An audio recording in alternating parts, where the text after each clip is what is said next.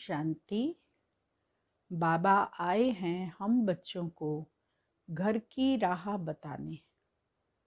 बाबा कहते, बच्चे तुम आत्म अभिमानी होकर बैठो और बाबा की स्मृति में रहो, क्योंकि बाबा तुम बच्चों को अमर कथा सुना रहे हैं। अमर कथा सुनाकर तुम्हें मुक्ति और जीवन मुक्ति का रास्ता बताते हैं। इसीलिए आत्मिक चिंतन जितना करते रहेंगे, हम सहज ही मुक्ति धाम और जीवन मुक्ति धाम में जा सकेंगे। और जीवन मुक्ति धाम में जाएंगे तो मोह जीत बन जाएंगे। वहाँ शरीर छोड़ते हैं पर रोते नहीं। समझते हैं कि अभी हम जाकर बच्चा बनने वाले हैं, इसीलिए सहज ही शरीर छोड़ देते हैं। 13 तारीख की वाणी है। मीठे बच्चे, बाप आए हैं तुम्हें घर की राह बताने। तुम आत्म अभिमानी होकर रहो तो यह राह सहज देखने में आएगी। प्रश्न है, संगम युग पर कौन सी ऐसी नॉलेज मिली है जिससे सतयुगी देवताएं मोह जीत कहलाए? उत्तर, संगम पर तुम्हें बाप ने अमर कथा सुनाकर अमर आत्मा की नॉलेज दी। ज्ञान मिला यह अविनाशी बना बनाया ड्रामा है। हर एक आत्मा अपना अपना पार्ट बजाती है। वह एक शरीर छोड़ दूसरा लेती है। इसमें रोने की बात नहीं। इसी नॉलेज से सतयुगी देवताओं को मोह जीत कहा जाता है। वहाँ मृत्यु का नाम नहीं। खुशी से पुराना शरीर छोड़ नया लेते हैं। गीत बजा है, नयनहीन को राह दिखाओ प्रभु। ओम शांति। मीठे मीठे रूहानी बच्चों प्रति रूहानी बाप कहते हैं कि राह तो दिखाता हूँ, परंतु पहले अपने को आत्मा निश्चय कर बैठो। देही अभिमानी होकर बैठो तो फिर तुमको राह बहुत सहज देखने में आएगी। भक्ति मार्ग में आधा कल्प ठोकरें खाई हैं। भक्ति मार्ग की अथाह सामग्री है। अब बाप ने समझाया है, बेहद का बाप एक ही है। बाप कहते हैं, तुमको रास्ता बता रहा हूं। दुनिया को यह भी पता नहीं कौन सा रास्ता बताते हैं। मुक्ति जीवन मुक्ति, गति सद्गति का। मुक्ति कहा जाता है शांति धाम को। आत्मा शरीर बिगर कुछ भी बोल नहीं सकती। कर्म इंद्रियों द्वारा ही आवाज होता है। मुख से आवाज होता है, मुख न हो तो आवाज कहाँ से आएगा? आत्मा को यह कर्म इंद्रियां मिली हैं कर्म करने के लिए। रावण राज्य में तुम विकर्म करते हो। यह विकर्म छीछी कर्म हो जाते हैं। सतयुग में रावण ही नहीं तो कर्म अकर्म हो जाते हैं। वहां 5 विकार होते नहीं। उसको कहा जाता है स्वर्ग। भारतवासी स्वर्गवासी थे, अब फिर कहेंगे नरकवासी हैं। विषय वैतरणी नदी में गोता खाते रहते हैं। सब एक दो को दुख देते रहते हैं। अब कहते हैं बाबा, ऐसी जगह ले चलो जहां दुख का नाम न हो। वह तो भारत जब स्वर्ग था तब दुख का नाम नहीं था। स्वर्ग से नरक में आए हैं, अब फिर स्वर्ग में जाना है। यह खेल है। बाप ही बच्चों को बैठ समझाते हैं। सच्चा सच्चा सत्संग यह है, तुम यहाँ सत्य बाप को याद करते हो, वही ऊंचते ऊंच भगवान है। वह रचता है, उनसे वर्षा मिलता है। बाप ही बच्चों को वर्षा देंगे। हद का बाप होते हुए भी फिर याद करते हैं, हे भगवान, हे परम पिता परमात्मा, रहम करो। भक्ति मार्ग में धक्के खाते खाते हैरान हो गए हैं। कहते हैं, हे बाबा, हमको सुख शांति का वर्षा दो। यह तो बाप ही दे सकते हैं, सो भी 21 जन्म के लिए। हिसाब करना चाहिए। सतयुग में जब इनका राज्य था तो जरूर थोड़े मनुष्य होंगे। एक धर्म था, एक राजाई थी। उनको कहा जाता है स्वर्ग सुखधाम। नई दुनिया को कहा जाता है सतो प्रधान, पुरानी को तमो प्रधान कहेंगे। हर एक चीज पहले सतो प्रधान फिर सतो रजो तमो में आती है। छोटे बच्चे को सतो प्रधान कहेंगे। छोटे बच्चे को महात्मा से भी उच्च कहा जाता है। महात्माएं तो जन्म लेते फिर बड़े होकर विकारों का अनुभव कर घर बार छोड़ भागते हैं। छोटे बच्चों को तो विकारों का पता नहीं है। छोटे बच्चे निर्विकारी हैं, उन्हें विकारों का पता नहीं है, इसीलिए उनको महात्मा कहा जाता है। और जो महात्मा बनते हैं वो बड़े होते हैं, ग्रस्त जीवन में प्रवेश करते हैं, विकारों का अनुभव करते हैं, उसके बाद घर बार छोड़कर जंगल में जाकर सन्यासी बनते हैं। बिल्कुल इनोसेंट है, बच्चा तो इनोसेंट है, इसीलिए महात्मा से भी उच्च कहा जाता है। देवताओं की महिमा गाते हैं, सर्वगुण संपन्न, 16 कला संपूर्ण, संपूर्ण निर्विकारी, मर्यादा पुरुषोत्तम और संपूर्ण अहिंसक। साधुओं की यह महिमा कभी नहीं करेंगे। बाप ने हिंसा और अहिंसा का अर्थ समझाया है। किसको मारना, इसको हिंसा कहा जाता है। सबसे बड़ी हिंसा है काम कटारी चलाना।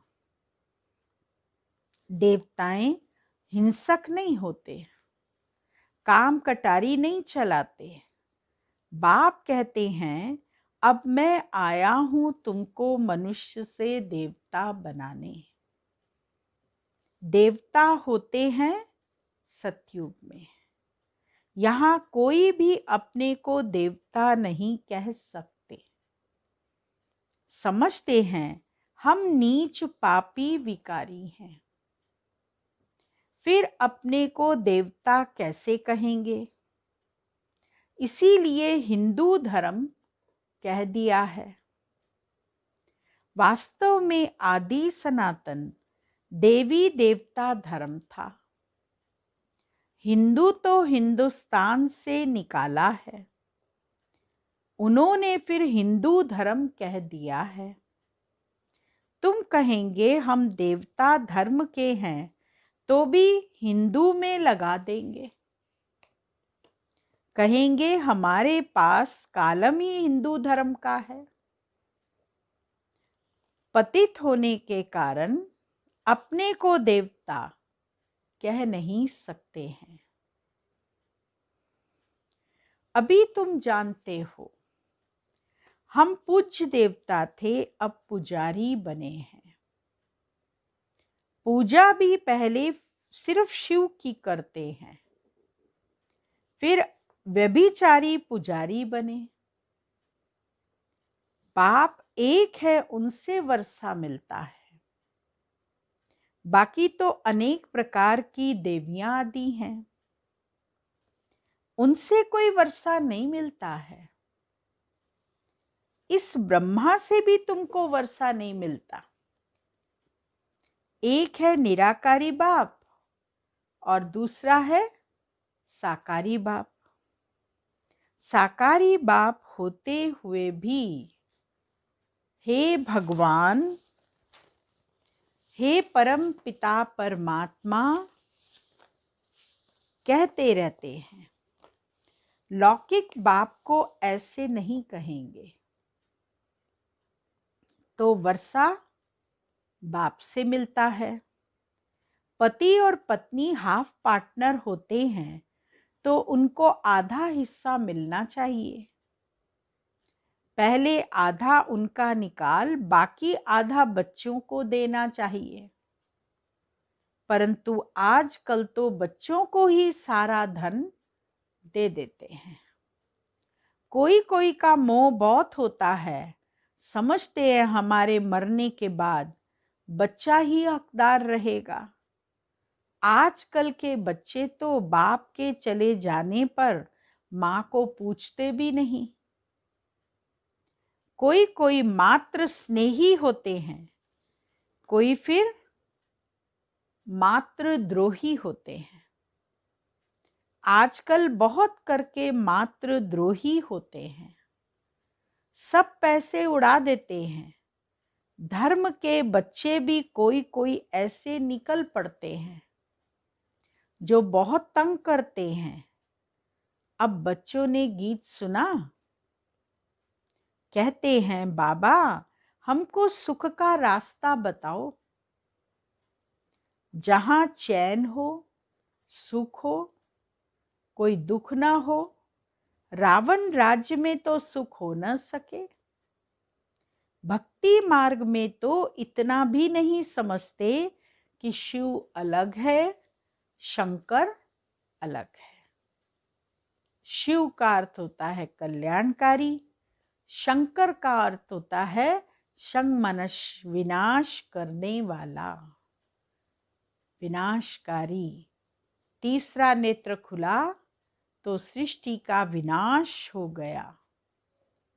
तो शंकर जी सृष्टि के विनाश के निमित्त हैं।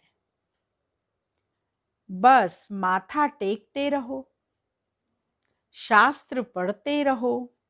अच्छा इससे क्या मिलेगा? कुछ भी पता नहीं है। सर्व के शांति का, सुख का दाता तो एक ही बाप है। सतयुग में सुख भी है तो शांति भी है। भारत में सुख शांति थी। जब भारत सोने की चिड़िया था तो भारत में सुख शांति थी, अब नहीं है। इसीलिए भक्ति करते दर दर धक्के खाते रहते हैं। अभी तुम जानते हो शांति धाम, सुख धाम में ले जाने वाला एक ही बाप है। बाबा हम सिर्फ आपको ही याद करेंगे। कहते हैं बाबा हम आपको ही याद करेंगे, आपसे ही वर्षा लेंगे। बाप कहते हैं देह सहित देह के सर्व संबंधों को भूल जाना है। बुद्धि से सब निकाल दो। सर्व संबंध एक परमात्मा के साथ जोड़ो कि तुम ही मेरे माता पिता बंधु सखा साजन सब तुम हो। एक बाप को याद करना है। आत्मा को यहाँ ही पवित्र बनाना है। याद नहीं करेंगे तो फिर सजाएं खानी पड़ेंगी। बाबा कहते अगर बच्चे याद नहीं करेंगे तो सजाएं खानी पड़ेंगी, पद भी भ्रष्ट हो जाएगा। इसीलिए बाबा कहते हैं याद की मेहनत करो। आत्माओं को समझाते हैं और कोई भी सत्संग आदि ऐसा नहीं होगा जहां ऐसे कहें हे रूहानी बच्चों। यह है रूहानी ज्ञान जो रूहानी बाप से ही बच्चों को मिलता है। रूह अर्थात निराकार। शिव भी निराकार है ना। तुम्हारी आत्मा भी बिंदी है, बहुत छोटी, उनको कोई देख न सके सिवाय दिव्य दृष्टि के। दिव्य दृष्टि बाप ही देते हैं। भगत बैठ हनुमान गणेश आदि की पूजा करते हैं। अब उनका साक्षात्कार कैसे हो? बाप कहते हैं दिव्य दृष्टि दाता तो मैं ही हूं। जो बहुत भक्ति करते हैं तो फिर मैं ही उनको साक्षात्कार कराता हूं, परंतु इससे फायदा कुछ भी नहीं, सिर्फ खुश हो जाते हैं। पाप तो फिर भी करते हैं, मिलता कुछ भी नहीं। पढ़ाई बिगर कुछ बन थोड़े ही सकेंगे। देवताएं सर्वगुण संपन्न हैं, तुम भी ऐसे बनो ना। बाकी तो वह है सब भक्ति मार्ग का साक्षात्कार। सचमुच कृष्ण से झूलो, स्वर्ग में उनके साथ रहो। वह तो पढ़ाई पर है। जितना श्रीमत पर चलेंगे उतना उच्च पद पाएंगे। श्रीमत भगवान की गाई हुई है, कृष्ण की श्रीमत नहीं कहेंगे। परम पिता परमात्मा की श्रीमत से कृष्ण की आत्मा ने यह पद पाया है। तुम्हारी आत्मा भी देवता धर्म में थी, अर्थात कृष्ण के घराने में थी। भारतवासियों को यह पता नहीं है कि राधे कृष्ण आपस में क्या लगते थे। दोनों ही अलग अलग राजाई के थे। फिर स्वयंवर बाद लक्ष्मी नारायण बनते हैं। यह सब बातें बाप ही आकर समझाते हैं। अब तुम पढ़ते ही हो स्वर्ग का प्रिंस प्रिंसेस बनने के लिए। प्रिंस प्रिंसेस का जब स्वयंवर होता है तब फिर नाम बदलता है। तो बाप बच्चों को ऐसा देवता बनाते हैं। अगर बाप की श्रीमत पर चलेंगे तो तुम हो मुखवंशावली, वह है कुखवंशावली। वह ब्राह्मण लोग हथियाला बांधते हैं काम चिता पर बिठाने का। अभी तुम सच्ची सच्ची ब्राह्मणियां काम चिता से उतार ज्ञान चिता पर बिठाने हथियाला बांधते हो तो वह छोड़ना पड़े। यहाँ के बच्चे तो लड़ते झगड़ते पैसा भी सारा बर्बाद करते हैं। आजकल दुनिया में बहुत गंद है। सबसे गंदी बीमारी क्या है? सबसे गंदी बीमारी है बाइस्कोप। अच्छे बच्चे भी बाइस्कोप में जाने से खराब हो पड़ते हैं। इसीलिए ब्रह्मा कुमारियों को बाइस्कोप में जाना मना है। हाँ, जो सबूत है उनको बाबा, हाँ, जो मजबूत हैं उनको बाबा कहते हैं, वहां भी तुम सर्विस करो, उनको समझाओ। यह तो है हद का बाइस्कोप। एक बेहद का बाइस्कोप भी है। बेहद के बाइस्कोप से ही फिर हद के झूठे बाइस्कोप निकले हैं। बाबा कहते जो बच्चे मजबूत हों वो समझा सकते हैं सबको कि हद के बाइस्कोप और बेहद के बाइस्कोप में क्या अंतर है। बेहद का बाइस्कोप अर्थात सृष्टि रूपी ड्रामा निरंतर चलता रहता है। ये फिल्म कभी कट शॉट नहीं होती। उस फिल्म के अंदर जो 3 घंटे में रिपीट होती है उसके अंदर तो कट शॉट भी कर सकते। कोई नहीं पसंद आया, कोई अपने को डायलॉग नहीं समझ में आया तो उसको कट कर दो, उसमें ऐड कर दो।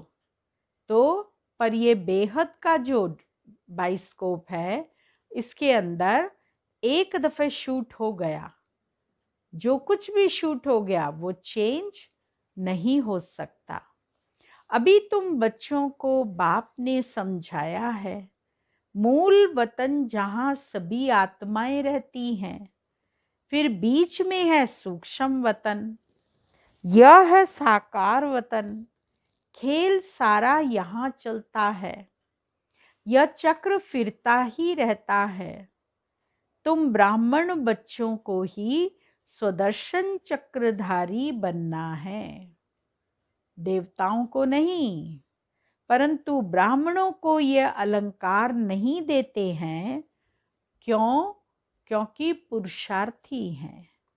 आज अच्छे चल रहे हैं, कल गिर पड़ते हैं, इसीलिए देवताओं को दे देते हैं। कृष्ण के लिए दिखाते हैं, स्वदर्शन चक्र से अकासुर बकासुर आदि को मारा। अब उनको तो अहिंसा परमो धर्म कहा जाता है, फिर हिंसा कैसे करेंगे? यह सब है भक्ति मार्ग की सामग्री। जहां जाओ शिव का लिंग ही होगा। सिर्फ नाम कितने अलग अलग रख दिए हैं। मिट्टी की देवियां कितनी बनाते हैं, श्रृंगार करते हैं, हजारों रुपया खर्च करते हैं। उत्पत्ति की फिर पूजा करेंगे, पालना का फिर जाए डुबोते हैं। पहले देवियों की मूर्ति बनाई, उनको स्थापित किया, उनकी पालना की 9 दिन और फिर उनको उनका विसर्जन किया, बहा दिया। कितना खर्चा करते हैं गुड़ियों की पूजा में, मिला तो कुछ भी नहीं। बाप समझाते हैं यह सब पैसे बर्बाद करने की भक्ति है। सीढ़ी उतरते ही आए हैं, बाप आते हैं तो सबकी चढ़ती कला होती है। सबको शांति धाम सुख धाम में ले जाते हैं। पैसे बर्बाद करने की बात नहीं। फिर भक्ति मार्ग में तुम पैसे बर्बाद करते करते इंसॉल्वेंट बन गए हो। सॉल्वेंट इंसॉल्वेंट बनने की कथा बाप बैठ समझाते हैं। तुम इन लक्ष्मी नारायण की डिनाइस्टी के थे ना। अब तुमको नर से नारायण बनने की शिक्षा बाप देते हैं। वो लोग तिजरी की कथा, अमर कथा सुनाते हैं। है सब झूठ।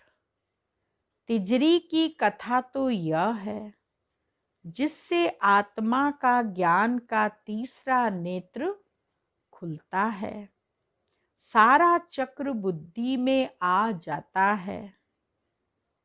तुमको ज्ञान का तीसरा नेत्र मिल रहा है। अमर कथा भी सुन रहे हो। अमर बाबा तुमको कथा सुना रहे हैं। अमरपुरी का मालिक बनाते हैं। वहां तुम कभी मृत्यु को नहीं पाते। यहाँ तो काल का मनुष्यों को कितना डर रहता है।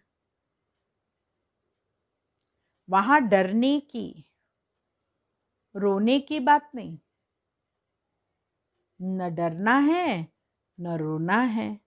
खुशी से पुराना शरीर छोड़ नया ले लेते हैं। यहाँ कितना मनुष्य रोते हैं। यह है ही रोने की दुनिया। बाप कहते हैं यह तो बना बनाया ड्रामा है। हर एक अपना अपना पार्ट बजाते रहते हैं। यह देवताएं मोह जीत है ना। यहाँ तो दुनिया में अनेक गुरु हैं जिनकी अनेक मतें मिलती हैं। हर एक की मत अपनी। एक संतोषी देवी भी है जिसकी पूजा होती है। अब संतोषी देवियां तो सतयुग में हो सकती हैं, यहाँ कैसे हो सकती। सतयुग में देवताएं सदैव संतुष्ट होते हैं। यहाँ तो कुछ न कुछ आश रहती है, वहां कोई आश नहीं होती। बाप सबको संतुष्ट कर देते हैं। तुम पदमपति बन जाते हो। कोई अप्राप्त वस्तु नहीं रहती जिसकी प्राप्ति की चिंता हो। वहां चिंता होती ही नहीं। बाप कहते हैं सर्व का सद्गति दाता तो मैं ही हूं। तुम बच्चों को 21 जन्म के लिए खुशी ही खुशी देते हैं। ऐसे बाप को याद भी करना चाहिए। याद से ही तुम्हारे पाप भस्म होंगे और तुम सतो प्रधान बन जाएंगे। यह समझने की बातें हैं। जितना औरों को जास्ती समझाएंगे उतना प्रजा बनती जाएगी और उच्च पद पाएंगे। यह कोई साधु आदि की कथा नहीं है। भगवान बैठ इनके मुख द्वारा समझाते हैं। अभी तुम संतुष्ट देवी देवता बन रहे हो। अभी तुमको व्रत भी रखना चाहिए सदैव पवित्र रहने का, क्योंकि पावन दुनिया में जाना है तो पतित नहीं बनना है। बाप ने यह व्रत सिखाया है। मनुष्यों ने फिर अनेक प्रकार के व्रत बनाए हैं। अच्छा, मीठे मीठे सिकिलदे बच्चों प्रति मात पिता बाप दादा का याद प्यार गुड मॉर्निंग। रूहानी बाप की रूहानी बच्चों को नमस्ते और रूहानी बच्चों की रूहानी बाबा को याद प्यार गुड मॉर्निंग नमस्ते। धारणा के लिए मुख्य सार है। पहला पॉइंट, एक बाप की मत पर चल, सदा संतुष्ट रहे, संतोषी देवी बनना है।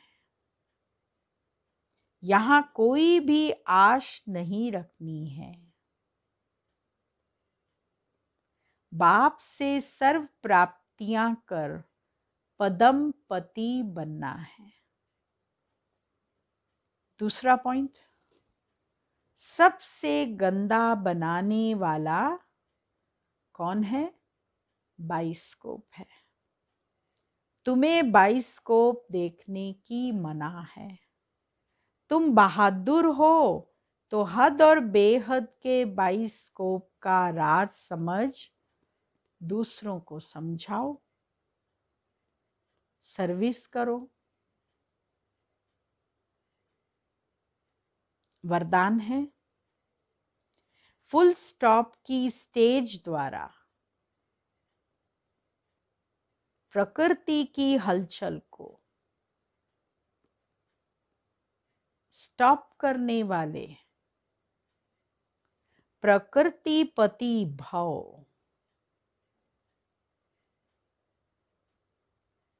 वर्तमान समय हलचल बढ़ने का समय है। फाइनल पेपर में एक तरफ प्रकृति का और दूसरी तरफ 5 विकारों का विकराल रूप होगा। तमोगुणी आत्माओं का वार और पुराने संस्कार सब लास्ट समय पर अपना चांस लेंगे। ऐसे समय पर समेटने की शक्ति द्वारा अभी अभी साकारी, अभी अभी आकारी और अभी अभी निराकारी स्थिति में स्थित होने का अभ्यास चाहिए। साकारी, आकारी और निराकारी स्थिति में स्थित होने का अभ्यास चाहिए।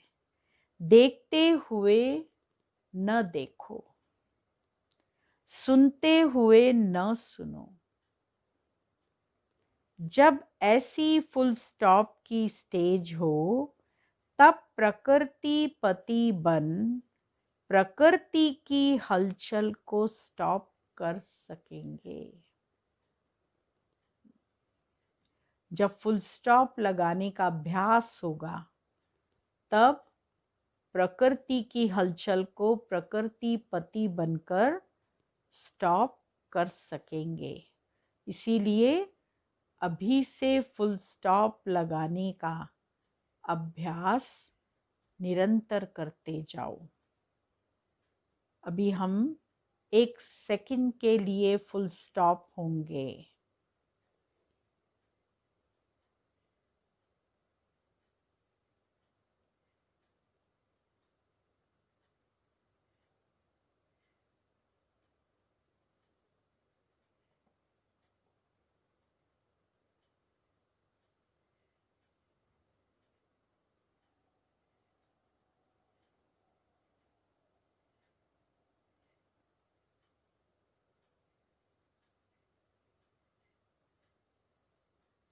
ऐसे अपने अभ्यास को समय प्रति समय बढ़ाते जाओ। ये अभ्यास ही अंत में हमें सब प्रकार की हलचलों से परे जाने में सहयोगी बनेगा। स्लोगन है, निर्विघ्न राज्य अधिकारी बनने के लिए निर्विघ्न सेवाधारी बनो। ओम शांति।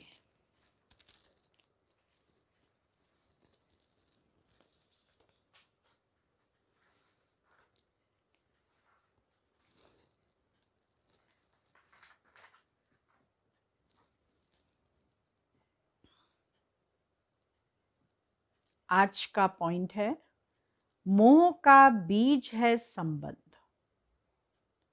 जब बीज को ही कट कर दिया तो बिना बीज के वृक्ष कैसे पैदा होगा?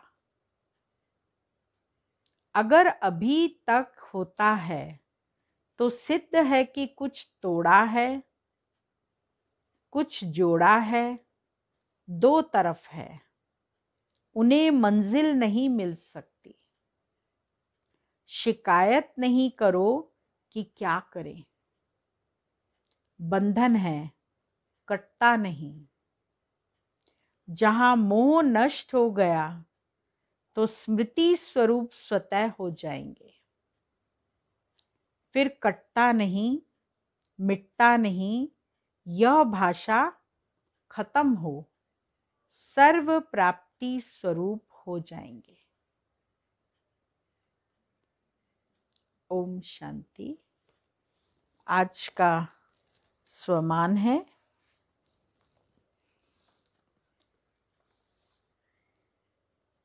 मैं